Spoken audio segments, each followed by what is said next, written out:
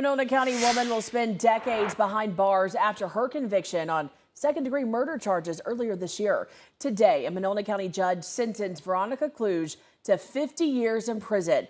That's the mandatory sentence under Iowa law for second-degree murder. A jury convicted Kluge of that crime instead of first-degree murder following a trial in March.